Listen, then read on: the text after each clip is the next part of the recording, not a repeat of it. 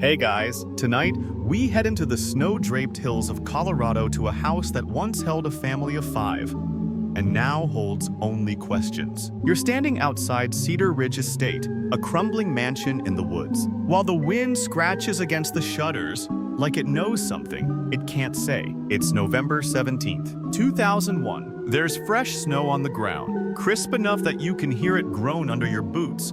But something else is missing. A woman named Cora Whitman. She's not a celebrity, not a fugitive, not even a name that made national headlines. Just a mother of 3, a part-time cashier at the Silver Pines Market. A woman whose purse is still in the car, whose coat is still on the hook, and whose name will become a ghost story for generations. You probably won't survive this one emotionally. So before you get comfortable, take a moment to like the video and subscribe, but only if you genuinely enjoy what I do here. Drop your location and your local time in the comments.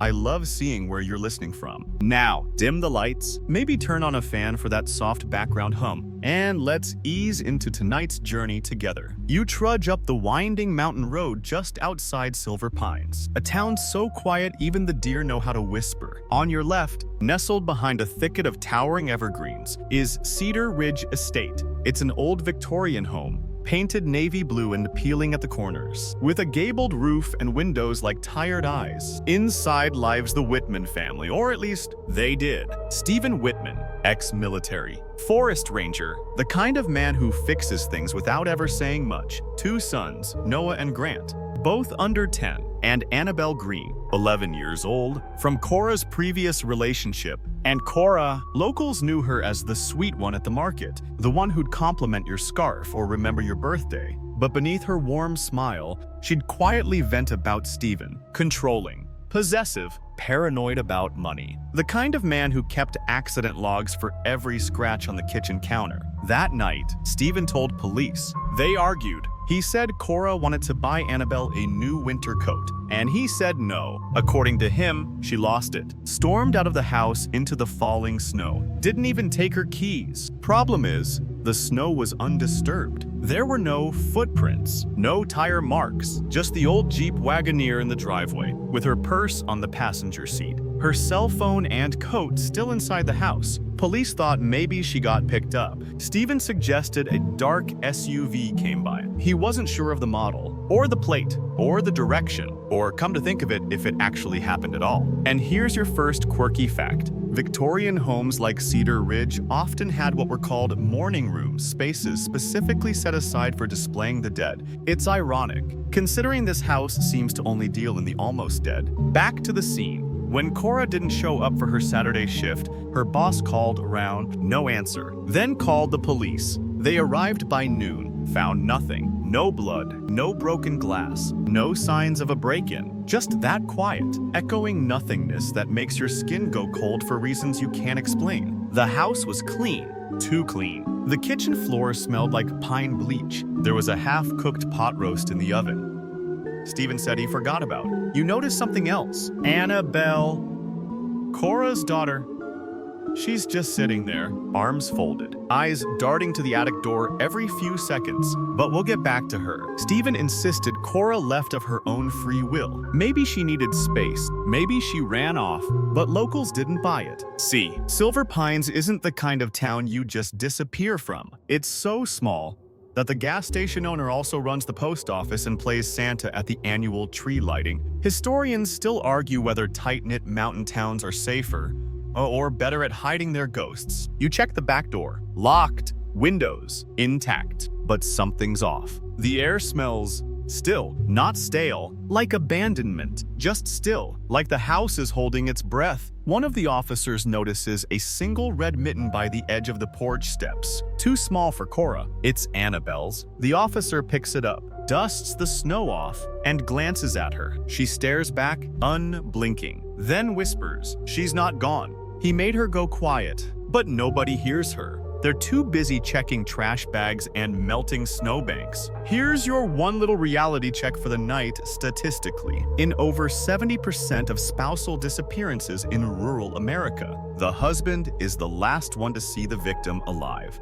But proving guilt without a body, that's where justice takes a coffee break. So the police file the report, log the missing person, Interview Stephen twice. He cries both times, mechanical tears, like someone studying a manual on grief. Cora's brother, Logan, drives in from Idaho the next day. He says it's not like her to vanish. He wants them to search the woods. Stephen refuses, says it's pointless. When Logan insists, Stephen says something chilling. She'll come back when she's ready, but she never does. The days turn to weeks. The snow gets deeper, and somewhere in that house, something's still waiting. Because one person's gone, but another's about to disappear. You wake up the next morning in Silver Pines, the coffee at the diner tasting like bitter pine bark and regret. The regulars are already murmuring about Cora, how she was too good for Stephen, how she should have left him years ago, how she always seemed tired. You're still thinking about the attic. But for now, let's focus on the man who stayed behind, Stephen Whitman. You cross back through the frost-bitten woods and step onto the front porch of Cedar Ridge Estate. The snow crunches under your feet like cracking knuckles. The house looms above you, shingles sagging like old skin. Stephen opens the door before you knock. He always seems to know when someone's coming. He's taller than you expect. Broad-shouldered, ex-military posture, clean buzz cut, ice blue eyes that never quite look you in the face. He's wearing a Forest Ranger's jacket with a name patch stitched above the heart. Whitman. His voice is calm, clipped, like a man who's given 1,000 briefings and never once cracked a joke. She left. He says, "It happens." You walk inside. The house is neat, too neat. Not just tidy controlled, photos perfectly aligned. Cushions fluffed, not a speck of dust on the floorboards. Stephen tells you he served in Iraq in the early 90s, retired with honors, took a quiet job as a groundskeeper for the state preserve, liked working with his hands, building things, clearing brush, watching over the trees. You ask about Cora. He doesn't blink. She had her own thoughts. He says, she didn't always agree with mine. Then, he says something strange. She was too open, too trusting. That kind of kindness doesn't work out here. You feel it then. Not fear exactly, just a thudding discomfort, like you've stepped into a survival bunker. And the owner doesn't like guests. Here's a quirky historical tidbit for you. In 1898, Colorado was one of the first states to grant women the right to vote. But it also had some of the highest rates of domestic disappearances in the early 20th century. Empowerment and erasure sometimes walked hand in hand. You glance at a photograph on the mantle. It's the family. Cora smiling, the boys in matching flannel, and Annabelle off to the side, holding her golden retriever like a shield. Stephen's the only one not smiling. He's looking at the camera like it's an enemy drone. When you ask him if he and Cora argued often, he nods once. We disagreed, but I never laid a hand on her. He says it like a soldier repeating an oath. You peek into the kitchen. It's spotless. The pot roast still in the fridge, uneaten. It's been over a week. You ask if you can see the rest of the house. He hesitates. Not much to see, he says, but he lets you look.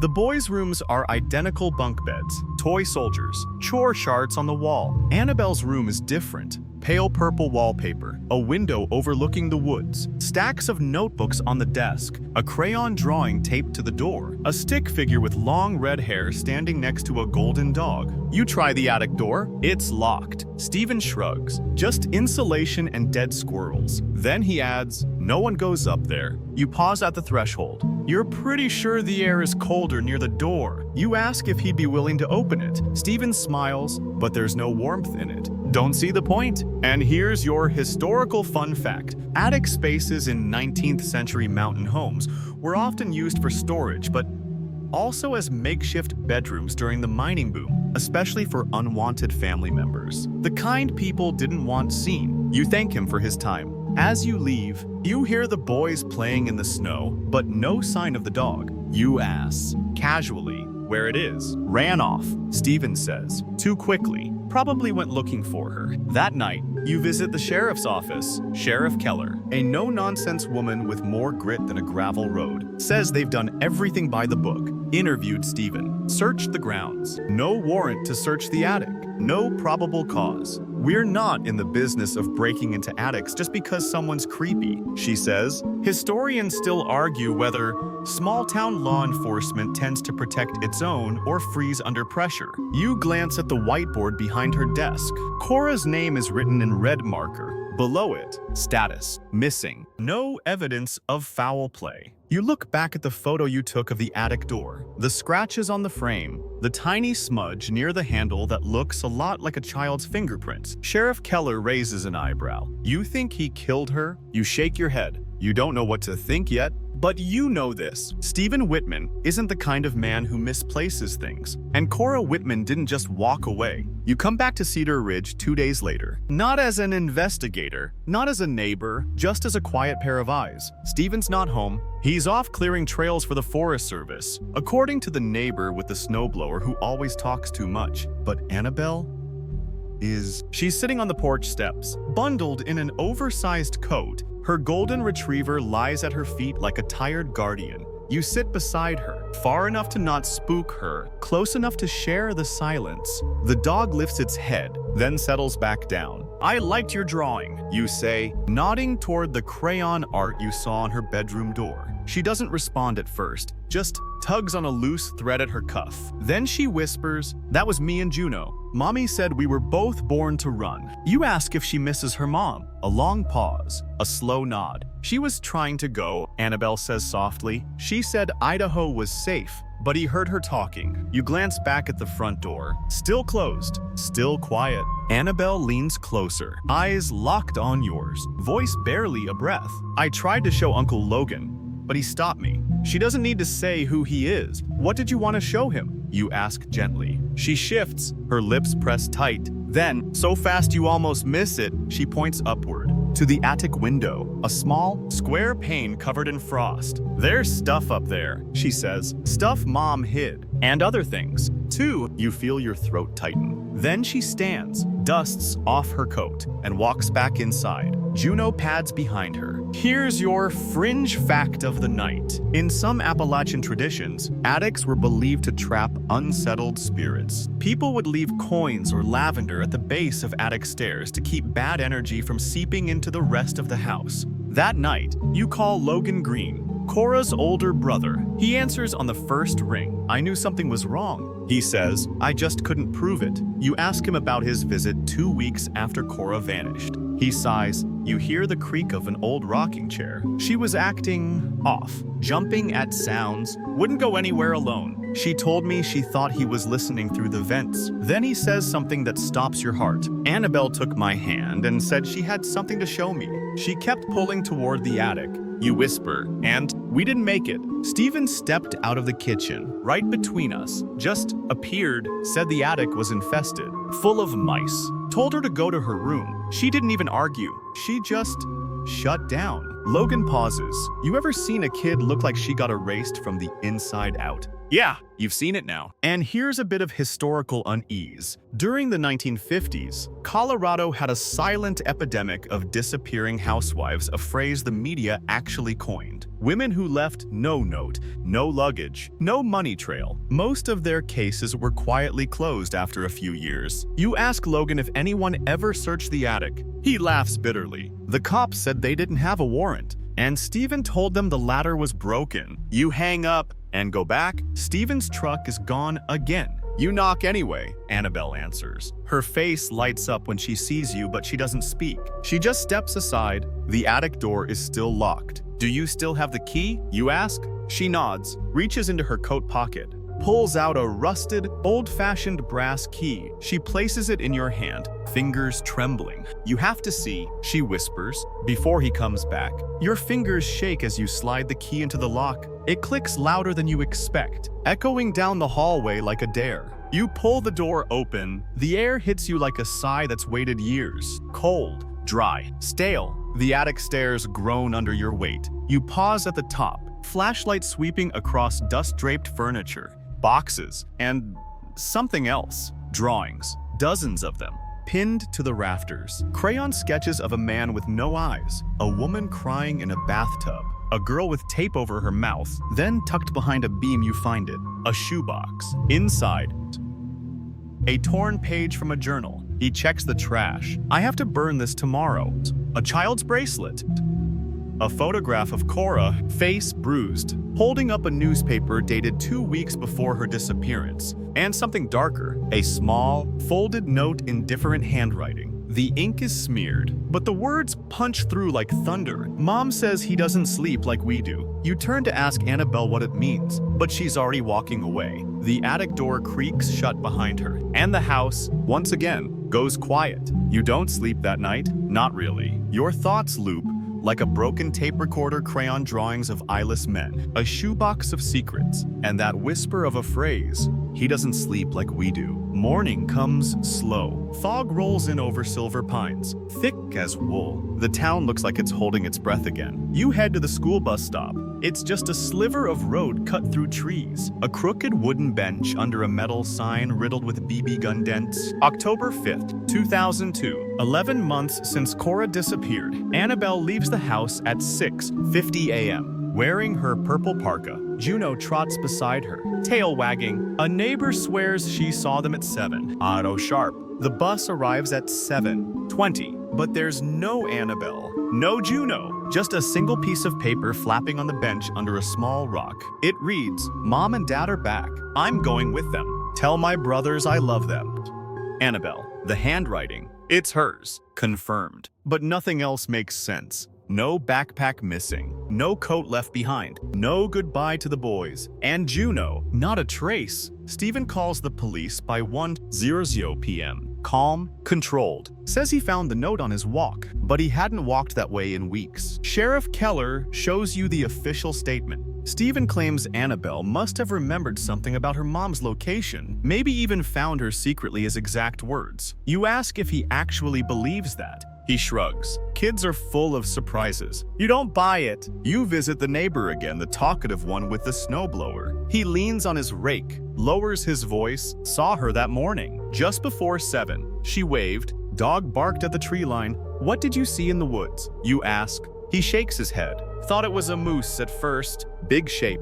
Tall. Moving too fast. But quiet. Real quiet. You press further. Could it have been a person? He hesitates. Maybe, but whoever or whatever it was, Juno didn't bark. That dog never barked. Let's take a moment for your historical nugget. Did you know that golden retrievers were once trained during wartime to sniff out gas leaks in foxholes? They're gentle, yes, but also fiercely loyal and impossibly alert. So Juno's silence, not a good sign. The police search begins that night. Helicopters, thermal drones, K9 units. They find nothing, except for a second footprint trail, partial, almost erased by wind, leading from the trees to the road, then vanishing. No sign of Juno, no other note, no Annabelle. And here's your fringe fact in old Scandinavian folklore. Dogs were believed to see ghosts. If one suddenly went quiet during a haunting, it meant the spirit was not a stranger. It was someone the dog knew. You ask Sheriff Keller if she thinks Stephen planted the note.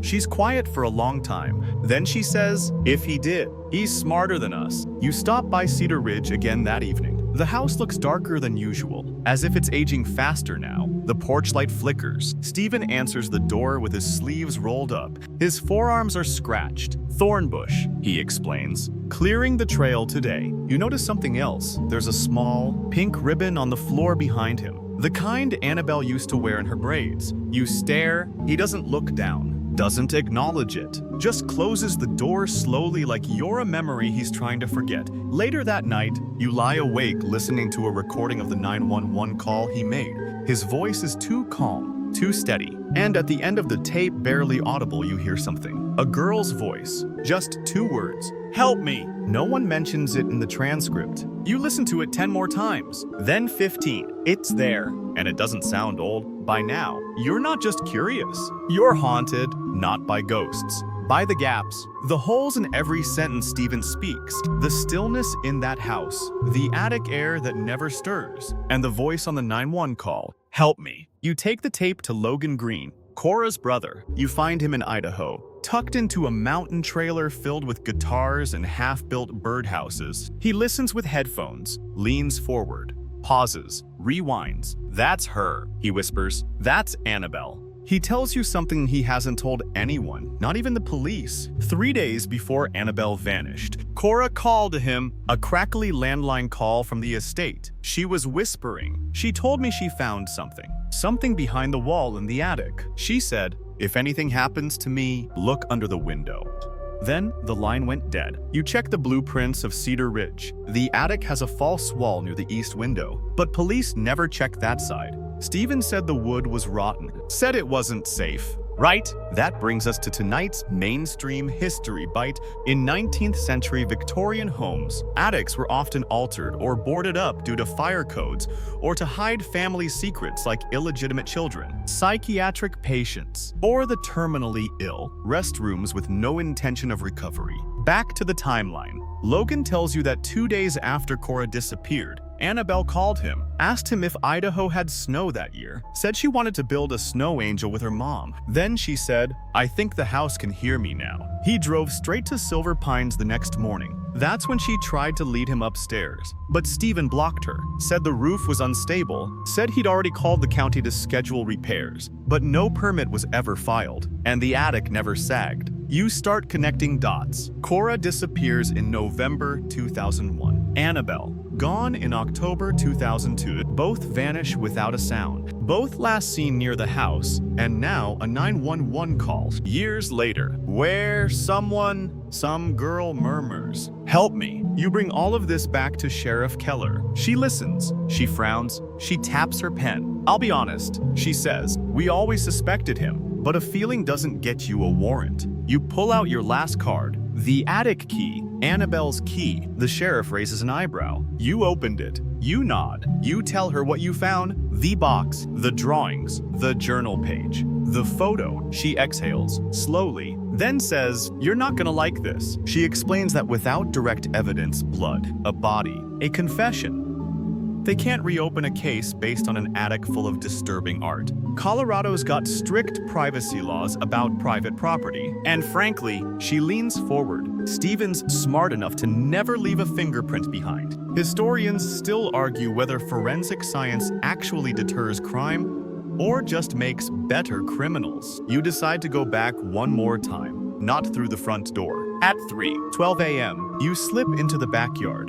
Flashlight low, breath freezing in a halo around your mouth. You climb the trellis. The attic window is cracked open just a hair. Inside, everything is still. You crawl through the gap. The wooden floor creaks like it remembers you. And then, under the east window, you see it, a seam in the paneling, roughly cut, covered by an old blanket. You peel it back. The false wall swings out with a groan. Behind it, nothing, just dust, cobwebs. But something's etched into the wood with a nail. She's below. You freeze. The floor beneath you is slightly raised. You kneel, knock, hollow. It takes you an hour to pry it open. Inside, there's no body, no bones, just a doll, Annabelle's, the one from her 3rd birthday photos, still wearing the party hat, and a note, folded 4 times, yellowed with time. It reads, "He made me write the first one. I didn't go with anyone. I didn't want to go. Please find Mom. I think she's under the garden." Your breath catches. You stare through the cracks in the attic floor, down into the cold, still house, and wonder how many things can be buried before they start to surface. The attic closes behind you like the end of a sentence no one wanted to write. You don't go home. You don't even go to sleep. You drive straight to the sheriff's office with the second note, trembling in your hands. The paper smells like cedar and fear. Sheriff Keller reads it in silence, lips pressed into a line so tight it could cut glass. When she's done, she leans back in her chair and exhales through her nose. "Well," she mutters, "we just got probable cause." She calls in a search team. Quietly, no headlines, no press, because if they're wrong, they don't want to be the town that cried murder. Again, at dawn, you stand at the edge of Cedar Ridge Estate's back garden. It's colder now, early frost blooming across the dead rose beds. Stephen Whitman watches from the porch, arms crossed, jaw locked. "You don't have a warrant," he says. "Yes, we do," Keller replies. She shows him. He reads it, doesn't blink, doesn't flinch, just mutters, "You're wasting time." They begin digging under the east row of planter boxes. That's where the soil looked newer, too fresh for a garden that hadn't been tended since Cora vanished. The cadaver dogs start circling almost immediately. They whine, paw at the dirt, freeze. They found something, a tarp, a plastic bag, something wrapped, but it isn't Cora. It's Juno, the golden retriever, decomposed, curled into herself, teeth broken from biting at something hard, maybe the inside of the bag. You cover your mouth. Sheriff Keller does the same. You don't realize you're crying until you taste salt. Steven still doesn't blink. Stupid dog always ran off, he says. Here's your historical sting for tonight. In ancient Persia, dogs were considered sacred animals, guardians of the dead. If a dog died in silence, it was believed to mean the soul it protected had not been allowed peace. You ask if they're going to keep digging. Keller nods. But not today.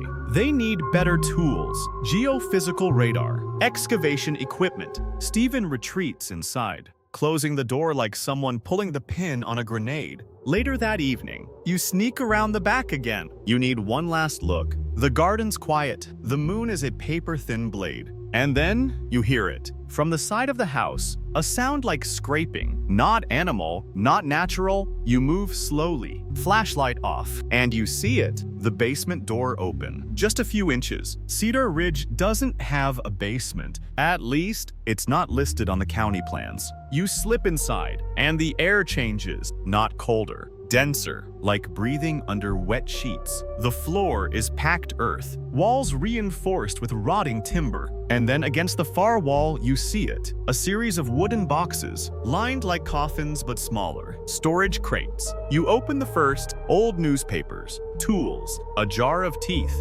human, maybe. The second box holds clothing. Cora's scarf, Annabelle's baby blanket. Then, the third box. You lift the lid. Inside, a recorder, a stack of cassette tapes labeled by date, and one unmarked tape with a single word scribbled in red ink. Listen. You take it, your hands shaking so badly you almost drop it. Back at your motel, you borrow the desk clerk's old cassette player. You slide the tape in, press play, static. Then a voice, Cora's voice. She's whispering, crying.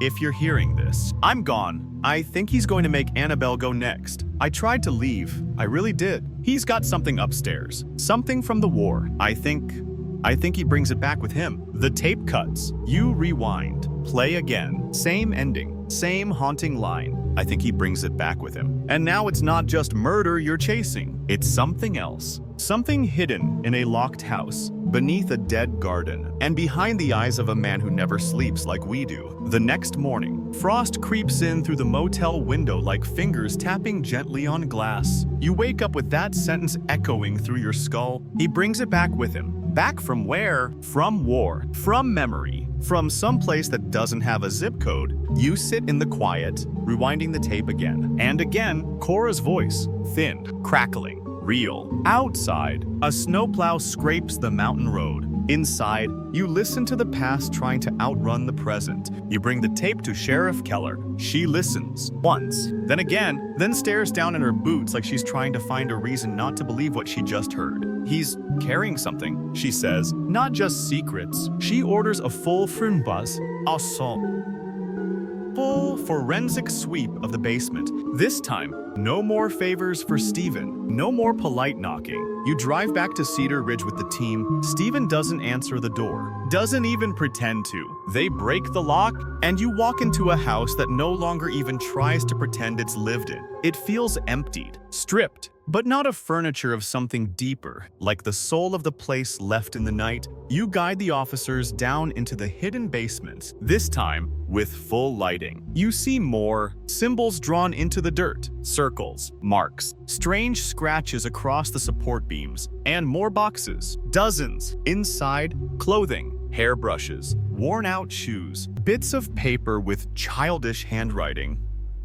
Some clearly Annabelle's, and in the farthest corner, buried under a tarp, a duffel bag, military issue. They unzip it slowly. Inside, a blood-stained forest ranger's uniform, a collection of women's jewelry, a military badge with Steven's name etched into metal, and something worse, a Polaroid. Cora, tied to a chair, eyes swollen shut, a date written on the corner, Nov 16. 2001. That was the night before she went missing. Here's your mainstream horror fact. Polaroid cameras were once used by military intelligence for quick documentation proof without a negative. Disposable truths. Sheriff Keller drops the photo like it burns. "This is enough," she says. "We arrest him now." But Steven's not home. Not at the ranger station, not on the hiking trails, not anywhere. His truck's still in the driveway. Keys still in the ignition, like he vanished into thin air. And here's your fringe bit.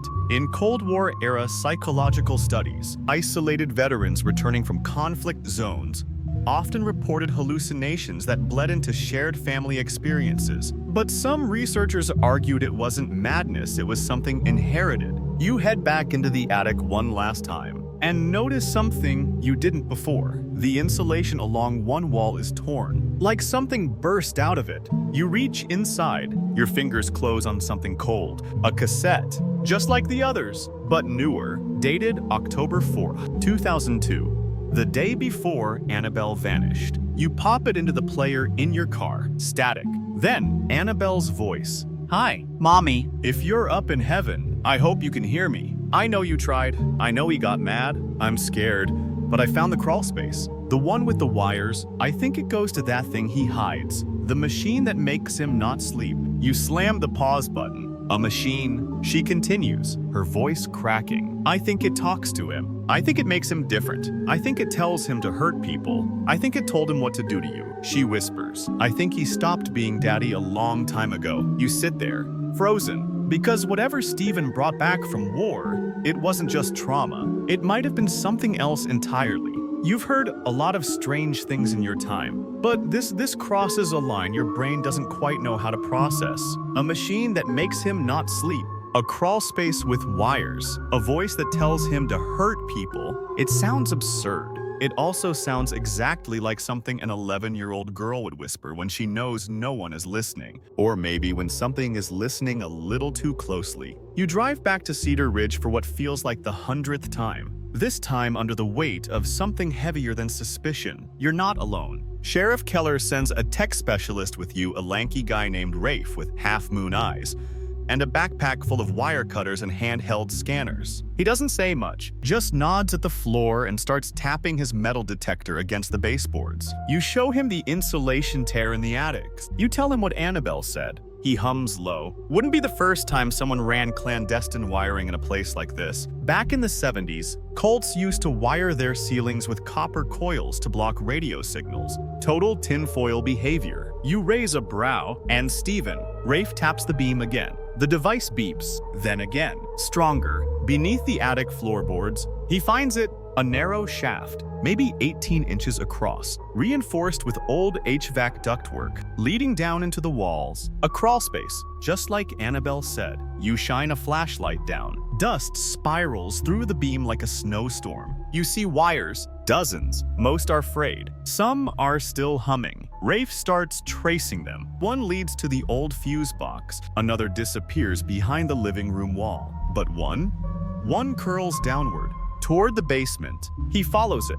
You follow him. Down to the place where the Polaroid was found, where the boxes still sit, silently judging. He opens a rotted cabinet tucked behind a beam. Inside, something that doesn't belong. A device, about the size of a toaster, covered in a mesh of wires and what looks like a custom-built frequency tuner. Analog dials, no brand name, just a number scratched into the side, PX97C. What the hell is that? You ask. Rafe exhales, no clue, but it's definitely pulsing EM signals. Low-frequency stuff, messes with REM sleep, cognition, sometimes mood regulation. Steven built this, or modified it. Military used to test this kind of thing for sleep deprivation resistance. Project Morpheus, mostly rumors, but if someone got their hands on the base tech, he flips a switch on the side. The machine shudders. Lights flicker. Then you hear it. A faint click, click, click, like distant Morse code. Coming from inside the walls,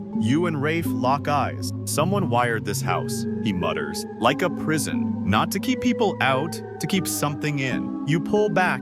The air shifts. You don't realize until that moment that Steven built this house like a trap. Not for a person, for a presence. Maybe it started as trauma. Maybe it became something else. And here's your historical side note of dread. In post-Vietnam psychological studies, some veterans reported haunt tech symptoms, hearing voices in radio static, seeing figures in flickering lights, sensing coded instructions in microwave hums. Historians still argue whether these were psychological breakdowns or early signs of experimental tech-induced hallucination. You step outside for air. The mountains feel colder now, taller, watching, and across the clearing, standing just beyond the tree line, you see someone. A tall man, still wearing a ranger's coat. You blink. He's gone. But the porch light flickers behind you. Once, twice, and the house exhales again. You whisper to yourself, he's still here. Whether in body, in circuitry, or in whatever thing crept through that crawl space and reprogrammed a man into something else. You don't sleep that night. Again, not because you're afraid of Steven, but because you're afraid he might not be the worst thing in this story. You spend the morning flipping through every scrap of Annabelle's notes, journal pages, and that unmarked cassette found in the crawl space. There's one sketch buried under a taped corner that makes your stomach turn. It's a stick figure drawing of the attic, and beneath it, two sets of eyes, one labeled me, the other it. You bring it to Sheriff Keller. She scans it like a teacher grading a test with no answer key. I keep going back to Logan, she says quietly. He said Annabelle tried to show him something. What if it wasn't a drawing? What if it was that crawl space? You nod slowly. Then Steven stopped her, just in time. Keller tightens her jaw. We need to talk to the boys. Noah and Grant, Steven's biological sons. They're older now, both in their 20s, moved out, living separately in different parts of the state. You reach out to Noah first. He agrees to meet at a diner 2 towns over. You expect resistance. Instead, you get something worse, resignation. He sips his coffee, doesn't meet your eyes. Then he says, we were scared of him, but not in the normal way. You ask what that means. He'd disappear sometimes, Noah says, not physically, just gone. Zoned out for hours. He'd stand in the attic or in the garden, not blinking, like he was listening to something we couldn't hear. You ask about the device, PX97C, he nods. He called it his sleepless box.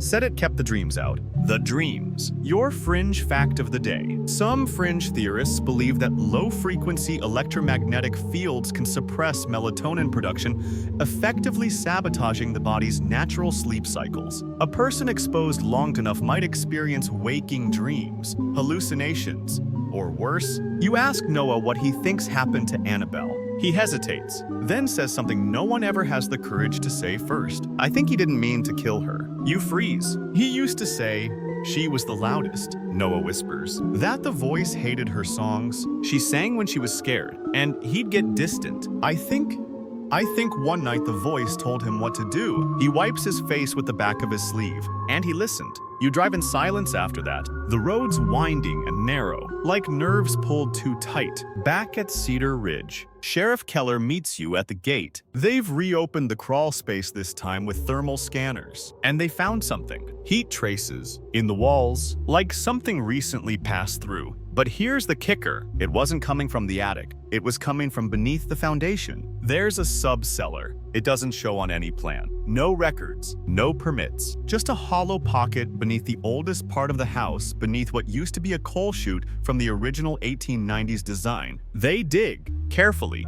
slowly, and they find it.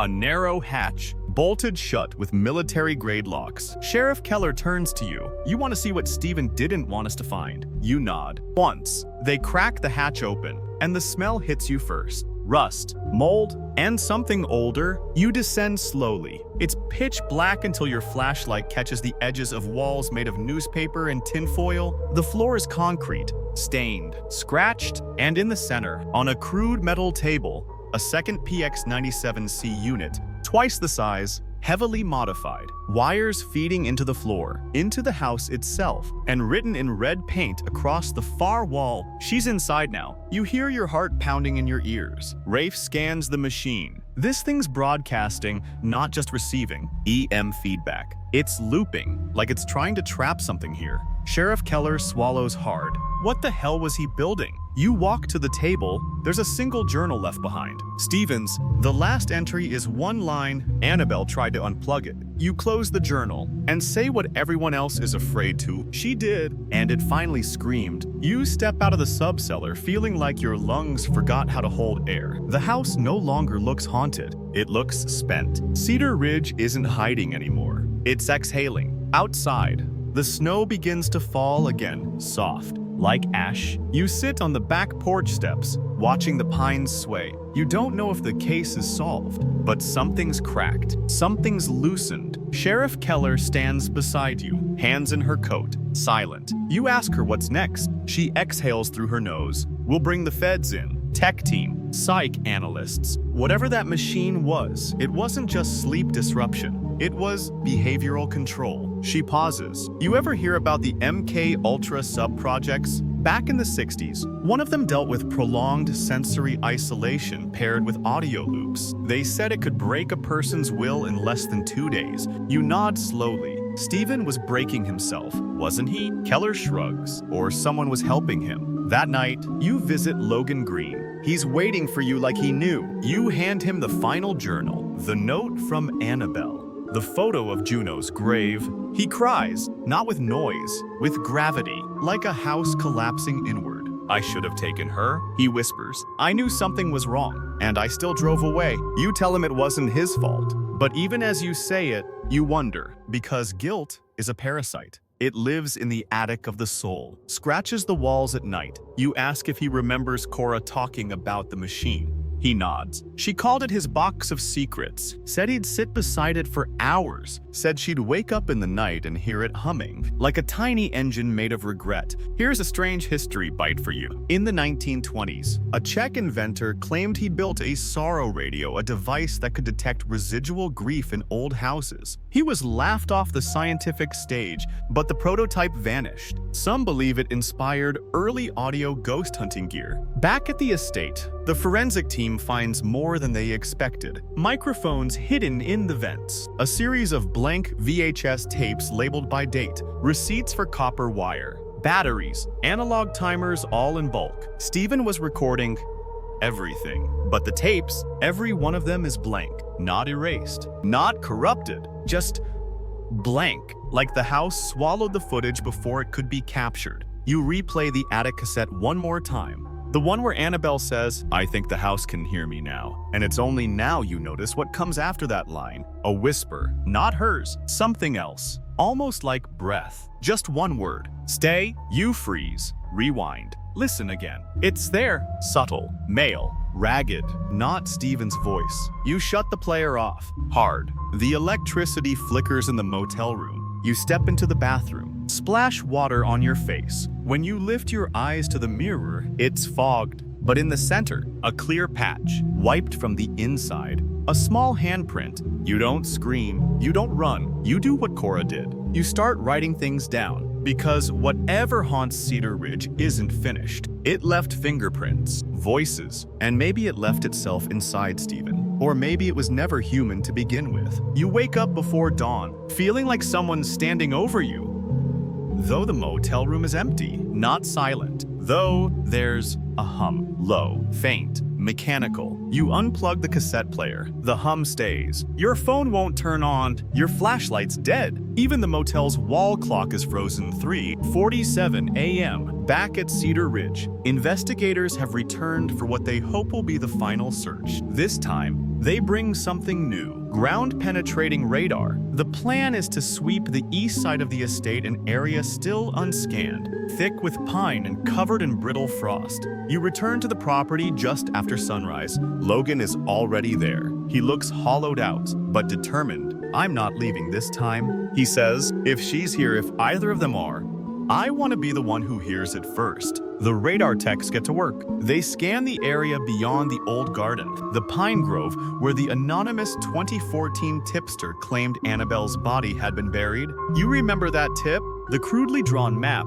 the shaky X marked near the mossy boulders. Back then, they dug shallow, a few feet down, found nothing. This time, The equipment pings, 6 feet, 7, 8. A disturbed patch of earth, faintly rectangular, roughly 4 feet wide. They dig carefully, quietly. No backhoes, just shovels, breath, and the kind of tension that makes men forget to blink. At 9 feet, the shovel hits something hard. Wood. An old storage trunk, sealed with rusted latches and wrapped in degraded tarp. Sheriff Keller kneels beside it. "This is it," she murmurs. "This is where it ends." But when they crack it open, it's not a body, it's a box. A small, child-sized pine chest. Inside, a lock of red hair tied with twine. A photograph of Annabelle in her Halloween costume. A Ziploc bag containing a music box shaped like a carousel. And a letter, folded, yellowed, addressed to "My Future Finder." The handwriting, Cora's. You read it aloud. "If you're reading this, it means I failed to leave in time. I tried. I swear I tried. I think he found out I was going to Idaho. He wasn't himself anymore. The machine made him cold, not violent, just gone. Like he was listening to something underground, something I couldn't see. If he heard Annabelle, I hope she's with me now, if she's still alive. Find her, save her, burn the machine. The house isn't haunted, it's wired. Please, end this." You feel your chest tighten, like you're breathing water. And here's your quirky historical note. In the early 20th century, spiritualists believed certain woods, especially pine and cedar, could hold memories. They'd build boxes out of them to store emotionally charged objects. This was the origin of the now sensationalized Dybbuk box stories. You hand the letter to Keller. She radios the team. They expand the search radius. A few hours later, they find it. A second grave. Not marked, not boxed. Just a shallow patch beneath a weeping pine. Inside, human remains. Small, child-sized. No clothing, no ID, but the bones are curled like someone tried to make themselves small at the very end. Sheriff Keller turns to Logan. "We'll confirm it with dental records, but..." He nods. He already knows. It's Annabelle. Forensic techs work in silence. The wind rustles the trees like whispers, finally leaving a room. And the house, Cedar Ridge, just stands there, silent, like it's waiting for someone to turn off the last switch. You don't speak on the drive back. No one does. The car is full of people who've seen too much and still can't call it closure. Annabelle Green has finally been found, but not returned. Not really. The coroner estimates she died within a day of her disappearance. No visible wounds, no struggle, just stillness. It's as if she curled up beneath that pine and quietly turned off. And in some deeply unsettling way, it fits. Because she knew, somehow, Annabelle knew she wouldn't be heard, wouldn't be saved, wouldn't even be believed. So she buried a trail of clues inside crayons and cassette tapes, whispering beneath machines and insulation until anyone, finally followed it. You stop by the estate one more time,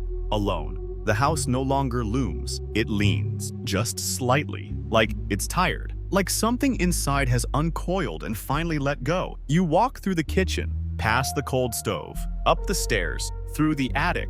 Every creak feels like a goodbye. Then you step into Stephen's old bedroom. The bed is stripped, the floorboards uneven, and on the nightstand still, there sits the old PX97. Rafe removed the battery, but the device still clicks. Once every 13 seconds, like a metronome marking the time since Annabelle stopped singing. You pick it up. It's heavier than it looks, almost warm. A tag underneath. Property of Project Blackfinch. You ask Keller about it. She raises her eyebrows. Never heard of it, but I can dig. 3 days later, she calls. There's no such project in our database, she says. But someone tried to access the report, someone with a military ID, logged from out of state. You ask where. She pauses. New Mexico. You don't need a map to know where. Los Alamos, birthplace of the atomic bomb. And if the rumors are true, the birthplace of other things. 2. Here's a mainstream fact with just enough horror to feel real. Los Alamos has over 5,000 active classified projects, many never declassified. Historians still argue whether early sleep deprivation research there was medically ethical or if it ever stopped. You tell Logan about the tag, about the click, about the logs. He says nothing for a long time. Then, it's like he got assigned something he couldn't unlearn. You think about Stephen's military records. The machine. The crawl space. The dreams. You ask the question you haven't dared speak aloud until now. Do you think he was testing it on his own family? Logan looks out over the frozen garden. I don't think he knew where he ended and it began. Later that night, you listen to the very last tape you found labeled, "Don't Let It Keep Talking." Annabelle's voice again, tired, soft. She says, "I think if I stop writing, it wins. If I stop talking, it wins. I don't think Daddy even knows he's gone." I think the voice fills him up like syrup in a jar, sticky and sweet. But it isn't love. It isn't him. She pauses. Then, as if speaking straight to you, "If you find this, just remember, I tried. I did try. That night, you don't dream, but something watches you sleep. And when you wake, your ears are ringing in a pattern. Click, click, click. You keep hearing it. The click in hotel bathrooms, in parking lots, sometimes in your own ears. At first, you think it's stress, residual trauma, your brain looping back to Annabelle's voice and the humming PX97C, but it's not inside you. It's somewhere nearby. You wrap your motel key in tinfoil. You unplug every appliance, but the click persists. Back in Silver Pines, the town tries to move on. The newspapers call it closure. The market puts up a photo of Cora and Annabelle with sunflowers. Someone hangs a ribbon near the school bus stop, but it doesn't feel like closure. It feels like a pause, like the machine has just gone dormant, waiting for another operator. You spend days tracing records, trying to track down Project Blackfinch. You search obscure government memos, whistleblower archives, even conspiracy forums where usernames bleed paranoia. Finally, a lead, a decommissioned Air Force technician from the 80s, now living in rural Arizona.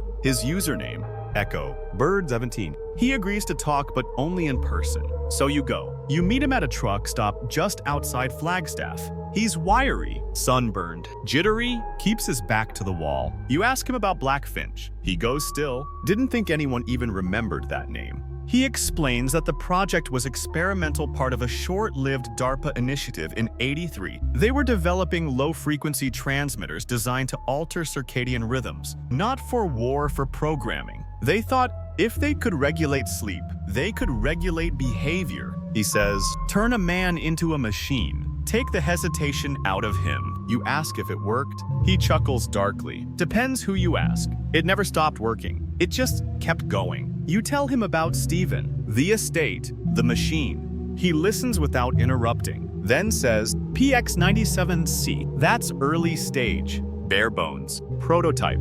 If he was using it on himself, then he wasn't the subject. He was the conduit." You go cold. For what? Echo Bird's eyes narrow. For whatever they put in the signal. Here's a historical horror snack. In 1995, researchers at Princeton's P Air Lab tried to encode emotion into random number generators. They claimed strong feelings, especially grief, could affect machines. The project was shut down. Files vanished. You ask him one last question. Can it be turned off? He shakes his head. Maybe, but not by you. If it's been active that long, it's not just a frequency anymore. You fly back the next day. Cedar Ridge is boarded up now. A for sale sign sits crooked in the snow, but you can feel it from the road. That low throb in your chest. Click, click, click. You're walking away? You really are.